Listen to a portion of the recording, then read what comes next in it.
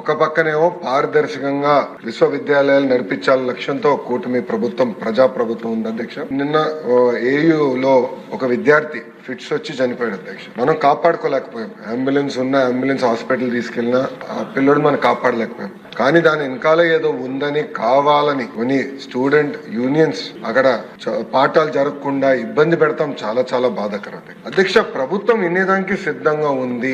తప్పు జరిగితే సరిదిద్దుకునేదానికి కూడా మేము సిద్ధంగా ఉన్నాం. కానీ ఎక్కడైతే ఎలాంటి తప్పు జరగలేదో అక్కడ రాజకీయాలు చేస్తాం కరెక్ట్ కాదని మేము బలంగా నమ్ముతున్నాం అధ్యక్ష. అందుకే విద్యార్థి సంఘాలు కానివ్వండి, వాళ్ళ నాయకులను కూడా కోరేది మొత్తం ఉన్నత విద్య కానివ్వండి, మనం అందరం కలిసికట్టుగా బలోపేతం చేయాలి, మెరుగుపరచుకోవాల్సిన అవసరం మనందరి పైన ఉంది. మీరు కూడా దీంట్లో భాగస్వామ్యులే. కరికులం గురించి మాట్లాడదాం, ఇంప్రూవ్మెంట్స్ గురించి మాట్లాడదాం, కలిసికట్టుగా ముందరికి వెళ్దాం. పారదర్శకంగా అద్భుతమైన వైస్ ఛాన్సలర్స్ నియమిస్తున్నాం. ఎలాంటి పొలిటికల్ ఇంటర్ఫియరెన్స్ లేకుండా నియమిస్తున్నాం. ఎందుకు చేస్తున్నాం అంటే Andhra university among the top 100 యూనివర్సిటీగా తీర్చిదిద్దాలనే టార్గెట్ గౌరవ ముఖ్యమంత్రి నారా చంద్రబాబు నాయుడు గారు నాకు ఇచ్చారు అధ్యక్ష.